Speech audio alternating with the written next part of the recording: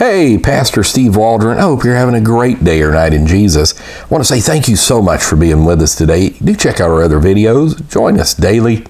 And this is part of our English Bible series, the Mace New Testament of 1729. This Mace New Testament of 1729.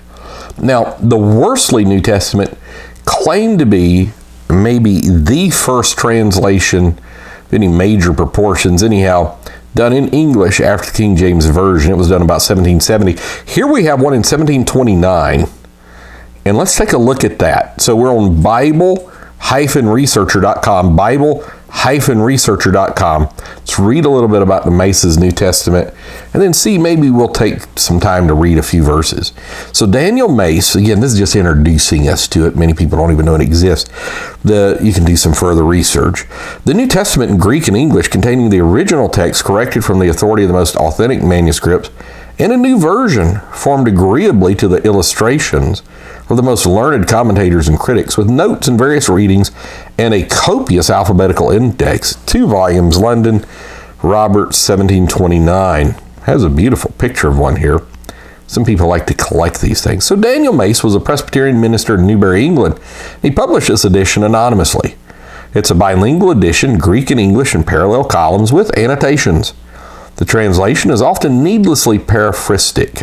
It does paraphrases like the Message or the Living or something. In the first chapter of Romans, we find that in verses 1 and 2, set apart for the gospel of God, which he promised, is risen, chosen to declare the gospel dispensation, which God had promised. In verse 5, and it's actually got it in Greek. And it's been years since I studied Greek. Through whom we have received grace and apostleship, is rendered by whose favor I have received the office of apostle. In verse 13, I might have some fruit, is rendered I might be useful.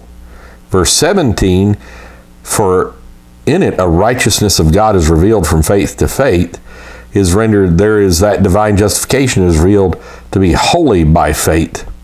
It goes on, gives several examples, mainly in the book of Romans it appears, and certain things that were translated in a certain way. So the word, it looks like charis, it's only got it in Greek, is ordinarily rendered not grace but favor, evidently with the purpose of excluding the theological sense of divine influence, which belongs to the word grace, which has no small importance in Reformed theology. As the title indicates, this version is based upon a revised Greek text, corrected from the authority of the most authentic manuscripts. It's been said this is the first English version to depart from the traditional Greek text of Textus Receptus, where new information about manuscripts suggested that another reading might be more authentic.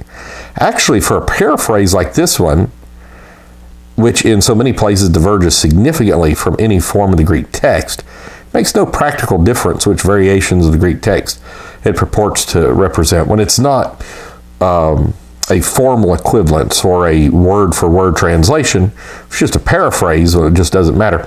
And that might be why they say the Worsley is the first, because it is formal equivalence and not a paraphrase. The alterations of the meaning arising from loose and faulty translation are much more significant than any variations to be found in the Greek copies. But after examining Mace's Greek text separately and judging it on its own merits, we must say that his revision of it was not very competently done.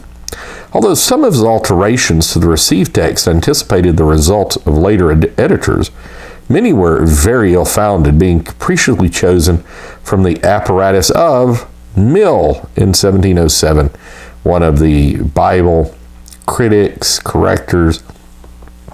But then some were made simply upon conjecture. For example, in Romans 5:12, it seems that because all sinned has been left out of the version without any manuscript authority for the omission. Likewise, in Galatians 4:25, which Mace translate, this Agar answers to Jerusalem now in being, for she is servitude with her children, the words is Mount Sinai in Arabia are omitted without any manuscript support.